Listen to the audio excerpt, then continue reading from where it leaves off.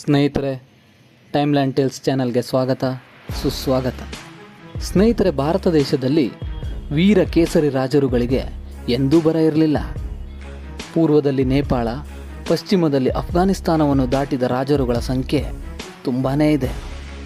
ಆದರೆ ಆ ಎಲ್ಲ ಬಹುತೇಕ ರಾಜರಿಗೂ ನಿದ್ರೆಯಲ್ಲೂ ಬೇತಾಳನಂತೆ ಕಾಡುತ್ತಿದ್ದದ್ದು ದಕ್ಷಿಣ ಭಾರತ.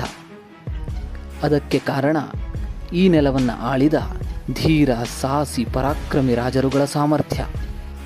ಕೇವಲ ದಕ್ಷಿಣ ಭಾರತದಲ್ಲಿ ಅಷ್ಟೇ ಅಲ್ಲದೆ ಇಡೀ ಭಾರತದಲ್ಲಿಯೇ ಎಂದೂ ಮರೆಯಲಾಗದ ಮೈಲುಗಳನ್ನು ಸ್ಥಾಪಿಸಿ ಹೋದ ಆ ಇಬ್ಬರು ಅಪ್ಪ ಮಕ್ಕಳ ಸಾಹಸವನ್ನು ತಿಳಿಯುವ ಮೊದಲು ನೀವಿನ್ನು ನಮ್ಮ ಚಾನಲ್ಗೆ ಸಬ್ಸ್ಕ್ರೈಬ್ ಆಗದೇ ಇದ್ದರೆ ಈ ಕೂಡಲೇ ಸಬ್ಸ್ಕ್ರೈಬ್ ಆಗಿ ಬೆಲ್ ಐಕಾನ್ ಒತ್ತುವುದನ್ನು ಮರಿಬೇಡಿ.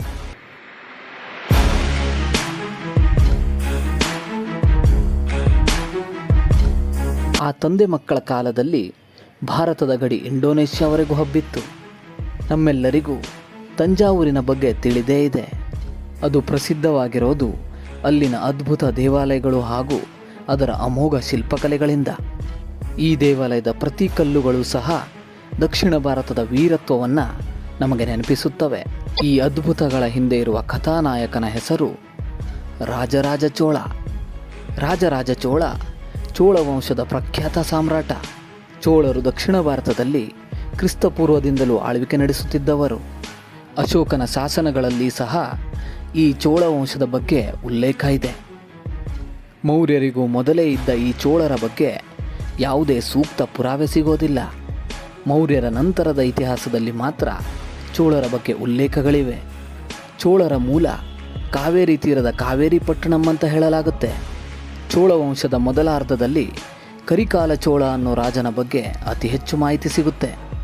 ಅವನು ಅತೀ ಬಲಿಷ್ಠ ರಾಜನಾಗಿದ್ದ. ಅವನ ಕಾಲದಲ್ಲೇ ಕಾವೇರಿ ನದಿಗೆ ಮೊಟ್ಟ ಮೊದಲ ಆಣೆಕಟ್ಟನ್ನು ಕಟ್ಟಲಾಯಿತು ಅಂತ ಹೇಳ್ತಾರೆ. ಆ ಆಣೆಕಟ್ಟು ಈಗಲೂ ಇದ್ದು ಅದನ್ನು ಕಲನೈ ಡ್ಯಾಮ್ ಅಂತ ಕರೆಯಲಾಗುತ್ತೆ. ಬ್ರಿಟಿಷರು ಇದನ್ನು ಗ್ರ್ಯಾಂಡ್ ಡ್ಯಾಮ್ ಅಂತ ಕರೀತಾರೆ. ಹೀಗೆ ಶುರುವಾದ ಚೋಳರ ಆಡಳಿತ ಪ್ರಸಿದ್ಧಿಗೆ ಬಂದಿದ್ದು 9ನೇ ಶತಮಾನದಲ್ಲಿ. ಕ್ರಿಸ್ತಶಕ 848ರಲ್ಲಿ ವಿಜಯಲಯ ಚೋಳನಿಂದ ಪ್ರಾರಂಭವಾದ ಈ ವಂಶ ಕ್ರಿಸ್ತಶಕ 1279ರಲ್ಲಿ ಕೊನೆಯಾಯಿತು. ಆದರೆ ಚೋಳರ ವಂಶ ಸಂಪೂರ್ಣವಾಗಿ ನಶಿಸಿ ಹೋಯಿತು ಅನ್ನೋದನ್ನು ಈಗಲೂ ತುಂಬ ಜನ ನಿರಾಕರಿಸ್ತಾರೆ. ಅದೇನೇ ಆದರೂ ಚೋಳರು ದಕ್ಷಿಣ ಭಾರತದಲ್ಲಿ ಅತ್ಯದ್ಭುತ ಚರಿತ್ರೆಯನ್ನು ನಿರ್ಮಿಸಿದ್ರು ಅನ್ನೋದು ಸುಳ್ಳಲ್ಲ. ಅದಕ್ಕೆ ಕಾರಣವಾದವನು ಇದೇ ರಾಜರಾಜ ಚೋಳ. ರಾಜರಾಜ ಚೋಳ ಚೋಳರಲ್ಲೇ ಅತ್ಯುತ್ತಮ ಆಡಳಿತಗಾರನಾಗಿದ್ದ. ಈ ರಾಜರಾಜ ಚೋಳ ಕ್ರಿಸ್ತಶಕ 985ರಲ್ಲಿ ಸಿಂಹಾಸನವನ್ನೇರ್ತಾನೆ.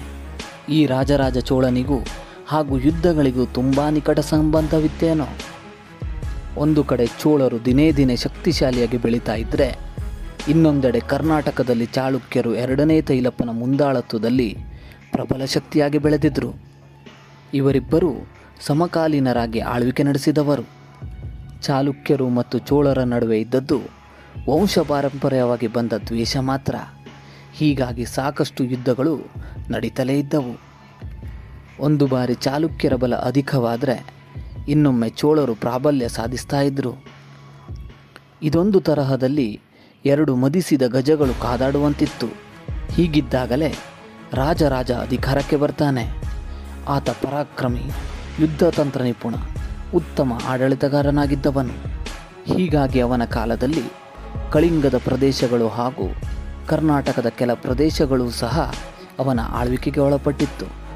ಇವತ್ತಿನ ತಮಿಳುನಾಡು, ಆಂಧ್ರ ಪ್ರದೇಶ, ಕೇರಳ ಹಾಗೂ ಕರ್ನಾಟಕದ ಕೆಲ ಭಾಗಗಳೂ ಸಹ ಅವನ ಆಳ್ವಿಕೆಯಲ್ಲಿದ್ದವು. ಅಷ್ಟೇ ಅಲ್ಲ, ಅವನು ಎಂತಹ ಪರಾಕ್ರಮಿ ಎಂದರೆ ಬಲಿಷ್ಠ ನೌಕಾದಳವನ್ನು ನಿರ್ಮಿಸಿ ಸಿಂಹಳ ಅಂದರೆ ಇವತ್ತಿನ ಶ್ರೀಲಂಕಾಗೆ ಕಳುಹಿಸಿ ಅಲ್ಲಿ ಸಹ ವಿಜಯ ಪದಕೆಯನ್ನು ಹಾರಿಸಿದ್ದ.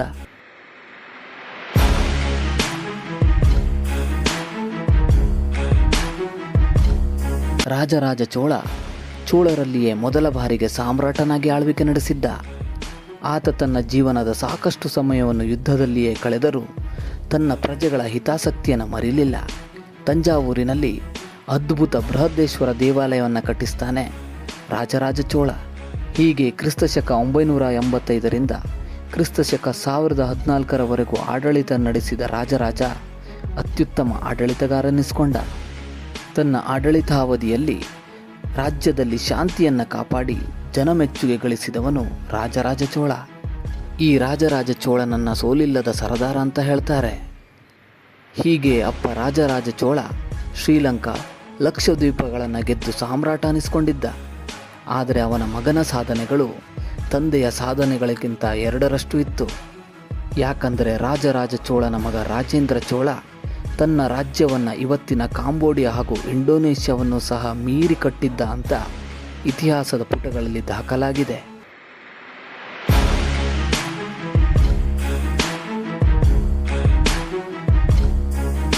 ಇದು ಸ್ನೇಹಿತರೆ ಚೋಳರ ಶ್ರೇಷ್ಠ ದೊರೆ ರಾಜರಾಜ ಚೋಳನ ಕಥೆ.